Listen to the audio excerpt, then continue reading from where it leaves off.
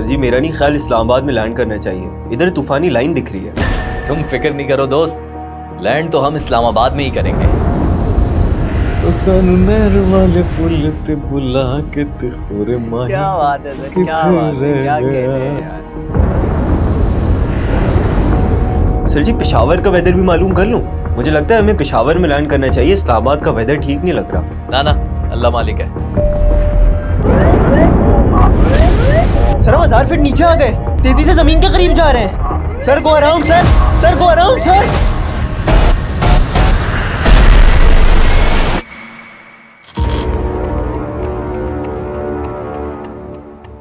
ये 20 अप्रैल 2012 की शाम है। इस्लामाबाद में तूफानी बारिशें हो रही हैं। इधर कराची में 121 मुसाफिर इस्लामाबाद जाने के लिए तैयारे में तैयार बैठे हैं। इसमें 6 क्रू मेंबर भी हैं, यानी टोटल 127 लोग।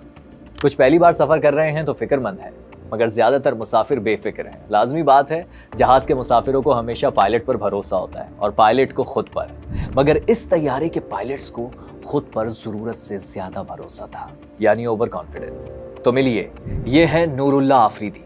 एयरफोर्स से रिटायर हैं, 58 साल के हैं और 10,000 आवर्स फ्लाइंग एक्सपीरियंस रखते हैं। उसके साथ 53 साल के फर्स्ट ऑफिसर जावेद मलिक हैं। ये भी एयरफोर्स से रिटायर्ड हैं और 3000 आवर्स का फ्लाइंग एक्सपीरियंस है। आप सोचेंगे अच्छा खासा तजर्बा है भाई, तो फिर मुअज्जम ओवर कॉन्फिडेंट क्यों कह रहा है? तो चलिए हैरान किए देता हूं। जो जहाज ये उड़ाने जा रहे हैं, उसे उड़ाने का सिर्फ 80 घंटों का एक्सपीरियंस है। उस जहाज की तफसील मैं आपसे वीडियो के आखिर में शेयर करूंगा, लेकिन अभी मौका शेयर करने का नहीं बल्कि केयर करने का है, क्योंकि इस जहाज में सवार 127 लोगों का इस्लामाबाद में बादलों के नीचे ऐसी कुव्वत से सामना होने वाला है जो इन्हें आसमान से जमीन पर पटक देगी।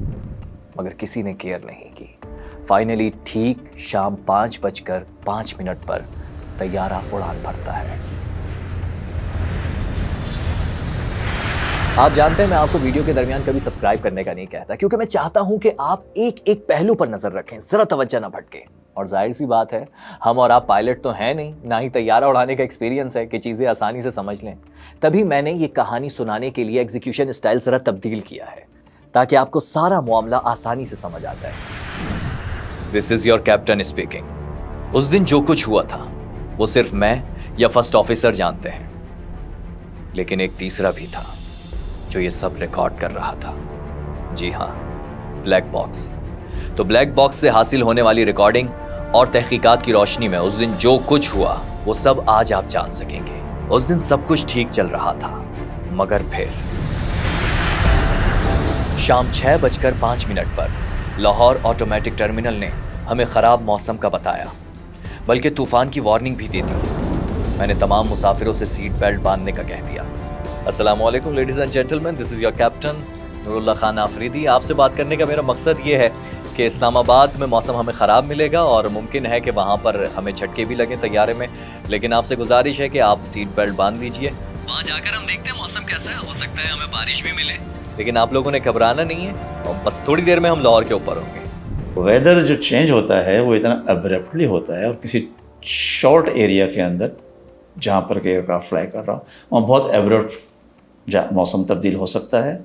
एंड इट डिपेंड्स ऑन कि पायलट के पास कौन सा रडार ऑन बोर्ड है।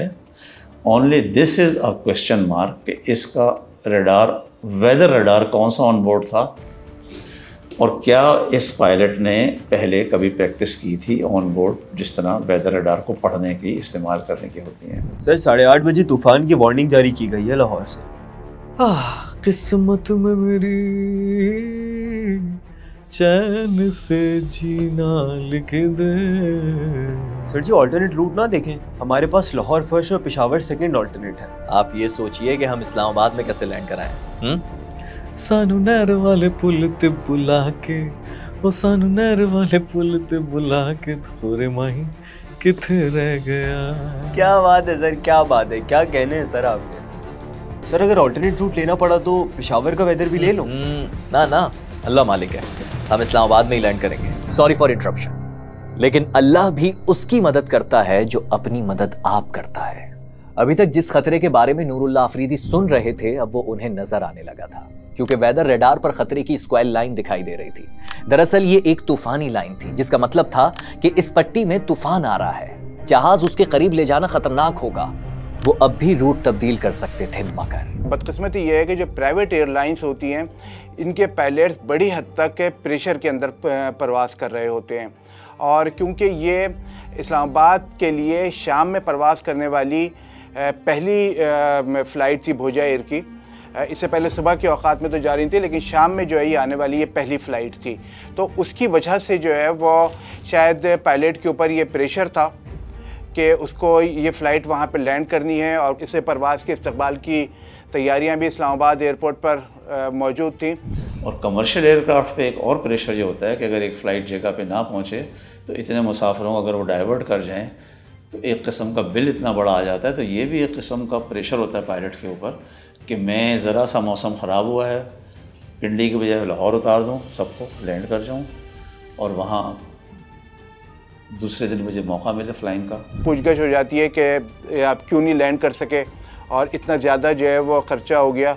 तो प्राइवेट एयरलाइंस बहुत सारे मामलात के अंदर सेफ्टी कंप्रोमाइज़ भी कर लेती हैं। ओहो, it's all over man. Sir इसका मतलब है हम तूफान के काफ़ी करीब हैं। हाँ, इतने भी करीब नहीं, फासला लगता है थोड़ा, लेकिन ये बादल तूफानी ही हैं। सर ये मसले में डाल देगा कि ऐसे ही तूफान की तरफ बढ़ते रहेंगे। एक काम करते हैं, एक चक्कर लगा कर आते हैं, कॉल कर पूछो वेस्ट की तरफ कोई गैप है। वेट, यहाँ मुझे आपको समझाना पड़ेगा कि कैप्टन नूरुल्लाह अफरीदी क्या कोशिश कर रहे हैं।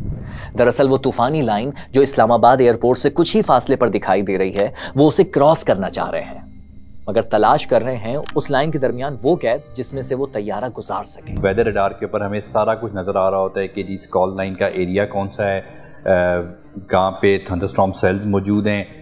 इसके अलावा हम ये भी देख पा रहे होते हैं कि जो टर्बुलेंस एरियाज़ हैं वो भी आपको नज़र आ रहे होते हैं उसके ऊपर।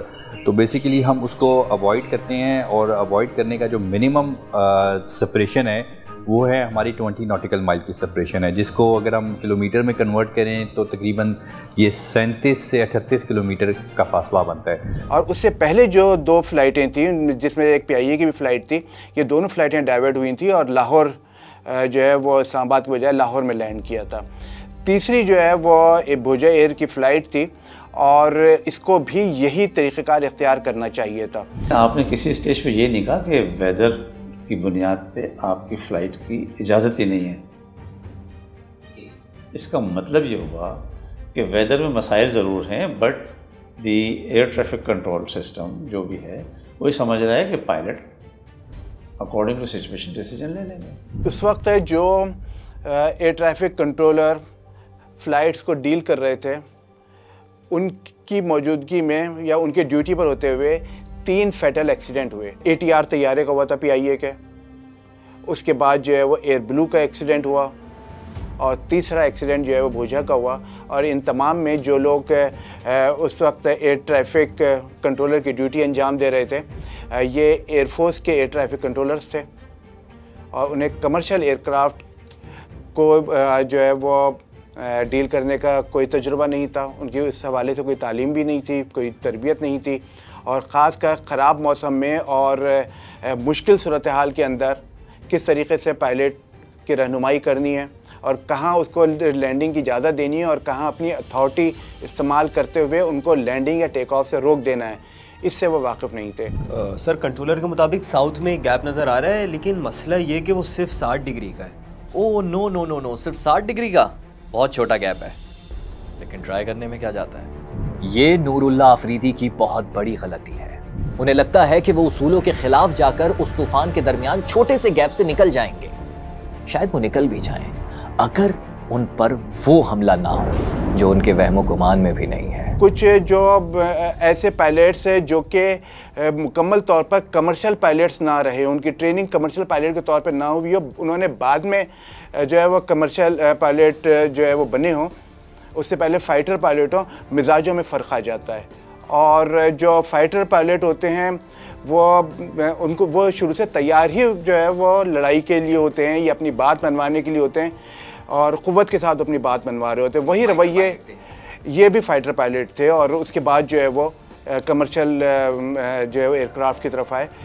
दूसरा बड़ा मसला ये है कि वो कामयाब कैसे होंगे भाई, जब वो इस तैयारे के हंगामी हालात में इस्तेमाल करने वाले फंक्शन से ही वाकिफ नहीं है।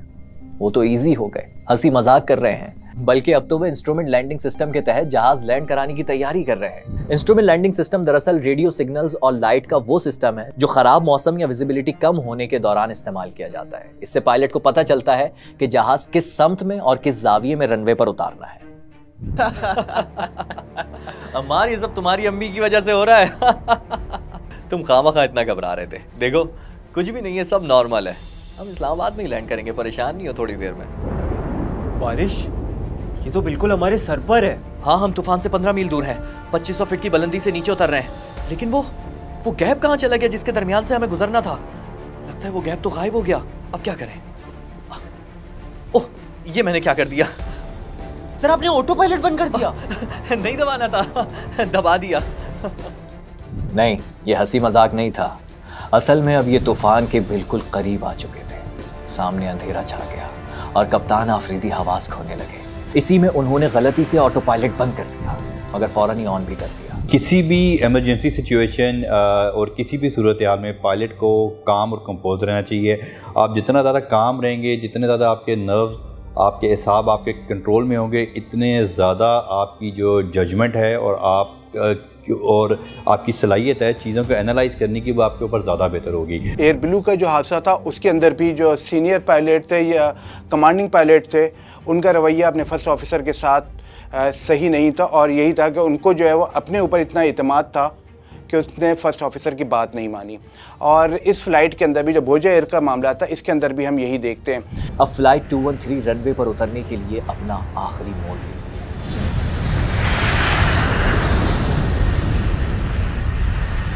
जैसे ही फर्स्ट ऑफिसर जावेद मलिक ने लैंडिंग गियर खोले, तैयारे को हेडविंड का सामना करना पड़ा। अचानक जहाज की स्पीड बहुत तेज हो गई। ये कैसे हो गया? ऑटो थ्रॉटल ने काम करना कैसे छोड़ दिया? स्पीड तो 190 थी, ये 220 नॉट कैसे हो गई सर? सर हम बहुत तेज जा रहे हैं सर। ये कैसे हो सकता है? बिल्कुल हो सकता है, पायलट की लाइल्मी की वजह से। आप समझिएगा, तैयारा तेजी से नीचे आ रहा था और उसकी रफ्तार बढ़ गई थी क्योंकि तैयारे को हेडविंड का सामना करना पड़ा था। अब आप कहेंगे कि इसमें पायलट की क्या लाइल्मी है? तो वो ये है जनाब कि जब तैयारा खतरनाक मौसम और तूफानी हवाओं से गुजर रहा हो तो पायलट को अपनी मर्जी से थ्रॉटल कंट्रोल करना चाहिए, ना कि ऑटो थ्रॉटल ऑन कर दिया जाए। दरअसल ऑटो थ्रॉटल तैयारे के इंजन और स्पीड को कंट्रोल करता है और नॉर्मली देखा जाए तो हेडविंड से गुजरने में तैयारे की रफ्तार कम होती है, मगर यहाँ उल्टा इसलिए हुआ क्योंकि पायलट ने स्पीड को ऑटो थ्रॉटल पर रखा हुआ था। अभी पायलट्स यही समझ नहीं पा रहे थे कि स्पीड क्यों बढ़ गई है कि इतने में सर पर एक और हमला होता है। जी हाँ, क्लाउड बर्स्ट। Wind shear. सिर्फ चंद सेकंड्स में जहाज 1000 फीट नीचे आ जाता है। ये जहाज क्लाउड बर्स्ट से कुछ इस तरह गुजर रहा था। जब बादलों में जमा पानी एक जोरदार आवाज और तेज हवा के साथ बरस पड़ा, उसे कहते हैं क्लाउड बर्स्ट। इस वजह से तैयारा स्पीड में नीचे आ गया। इन बादलों के अंदर इतनी ताकत होती है कि ये बहुत दबाव के साथ तैयारे को जो है वो नीचे दबाते हैं। तो जब इतना ये दबाव बनता है तो कोई 1000 फीट से 1500 फीट तक तैयारे की ऊंचाई एकदम कम हो सकती है। अब फ्लाइट 213 कुछ इस तरह से हिचकोले खा रही थी। कप्तान और फर्स्ट ऑफिसर ने तैयारे की रफ्तार वापस 170 नॉट्स कर दी थी। हालांकि वो ये नहीं जानते थे कि क्लाउड बर्स्ट से गुजरने के लिए उन्हें तैयारी की रफ्तार बढ़ाने की जरूरत थी। कप्तान और फर्स्ट ऑफिसर बौखला गए। इस सूरत हाल से कैसे निपटना है वो नहीं समझ पा रहे थे।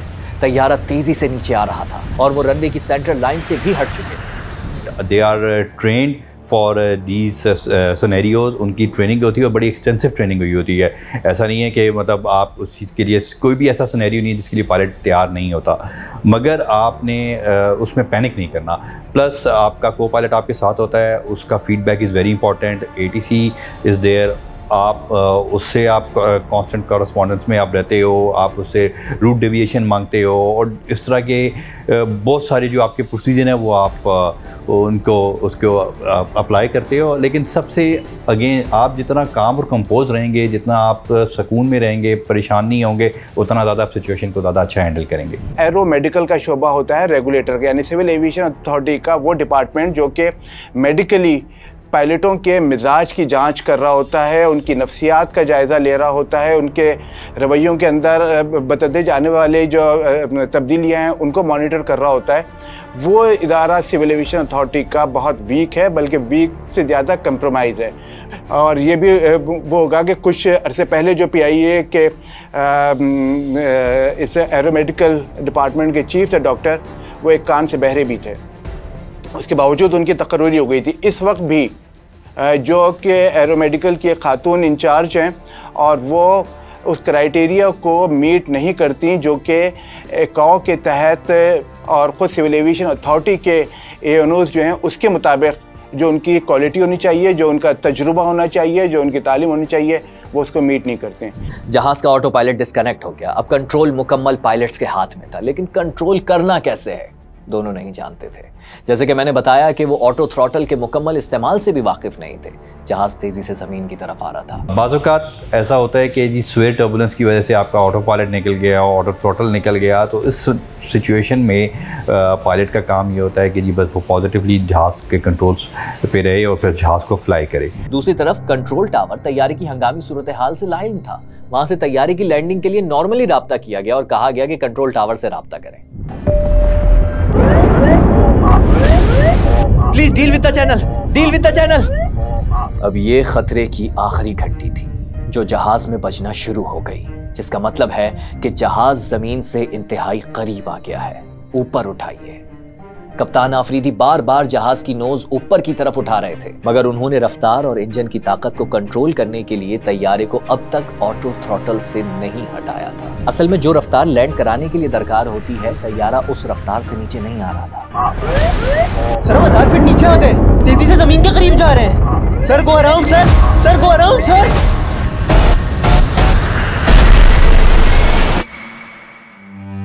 और यूं भोजा एयरलाइन की फ्लाइट 213 एयरपोर्ट से 8 किलोमीटर दूर रावलपिंडी के गांव हुसैनाबाद के खेतों में उतरी। लैंडिंग गियर ने जमीन को छुआ, चंद सेकंड्स आगे बढ़े और तैयारा टुकड़े टुकड़े हो गया। इस तैयारे के साथ ही भोजा एयरलाइन भी ऐसी जमीन बोस हुई कि फिर उठ ना सकी।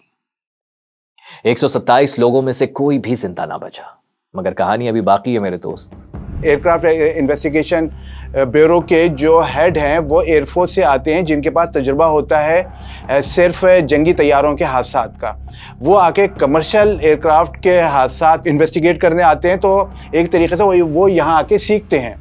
और 3 साल का अरसा जब उनका मुकम्मल होता है, जब किसी हद तक उनको कुछ मालूमात हासिल होती हैं, उस वक्त तक उनके डेपुटेशन का पीरियड ख़त्म हो जाता है। या तो वो एयरफोर्स में वापस चले जाते हैं या रिटायर हो जाते हैं, और उसके बाद फिर कोई नया फ़र्द आकर उसी तरह काम शुरू कर देता है। तो जब तक आपके अपने माहिरीन तैयार ना हों, इन्वेस्टिगेशन बोर्ड के लोग नीचे से तरक्की करके ऊपर पहुँचें, बरसों इस शोबे के अंदर काम करें, इनका बजट अलग बने, इनकी तनख्वाहें अलग बने, इनका डिपार्टमेंट अलग हो, और फिर ये कि ये किसी आइनी इदारे को जवाब दे हों। जैसा मुख्तलिफ ममालिक के अंदर जो है वो एयरपोर्ट ट्रांसपोर्ट डिपार्टमेंट जो होते हैं उसको रिपोर्ट करते हैं, बाज़ जगह ये सेनेट को रिपोर्ट करते हैं। तो अगर जब तक इन्वेस्टिगेशन बोर्ड्स जो हैं आपकी, या इन्वेस्टिगेशन ब्यूरो जो है वो पूरी तरह इंडिपेंडेंट नहीं होगा, आपकी इन्वेस्टिगेशन की क्वालिटी के ऊपर हमेशा क्वेश्चन रहेगा। हादसा से निमटने के मुख्तलिफ तरीक़े होते हैं, ठीक है। आप हादसा से अगर गलत तरीके से निपटेंगे तो और हादसा हो सकते हैं। इस केस में ये हुआ था कि हर शख्स, चूँकि पहले हादसा हो चुके थे, सिविल इंतज़ामिया ने FIR काट दी थी 302 की सुनाए। इनमें अगर खौफ की फ़ज़ा तारी हो जाए कि पायलट्स की फैमिली भी खौफ में आ जाए, मालकान भी खौफ में आ जाए, मैनेजमेंट है ना वो, उनका भी स्टेक है, तो इस हादसे के बाद बहुत सारी सिविल एडमिनिस्ट्रेशन की तरफ से ऐसे इक़दामात हुए थे जिससे कि हर आदमी खौफ में था। तो वो मालकान जो थे इसके, या वो CEO हैं, वो तो मुल्क छोड़ के चले गए थे। उनके पासपोर्ट भी, उनके बीवी बच्चों के पासपोर्ट भी ले लिए गए थे। काफ़ी चीज़ें ऐसी हुई थी जो होनी नहीं चाहिए। ये एयरलाइन के जो मालिक थे अरशद जलील, जो एविएशन इंडस्ट्री है उसके अंदर अरशद जलील साहब का जो किरदार है वो शुरू से ही बहुत मशकूक रहा है। इससे पहले ये एक प्राइवेट एयरलाइन के मुलाजिम थे और उसके सीईओ की हैसियत से कर रहे थे, वो एयरलाइन बंद हो गई। कुछ था ये पीआईए में भी जो है वो आए और इसी तरह सिफारिश की बुनियाद के ऊपर और हुकूमत में और इदारों के अंदर जो उनके ताल्लुकात हैं उस बुनियाद के ऊपर आए। फिर पीआईए को भी छोड़ गई है। फिर मुख्तलिफ जो है उसमें चलता रहा कि ये एयरलाइन ला रहे हैं, ये कर रहे हैं। फिर जो है वो ये भोजा एयर की सूरत में ये एयरलाइन लेकर आए और मिनिमम जो है वो ज़रूरत होती है 3 जहाज़ों की कोई एयरलाइन शुरू करने के लिए। उसके अंदर जो है वो इन्होंने बमुश्किल 3 जहाज़ मुकम्मल किए।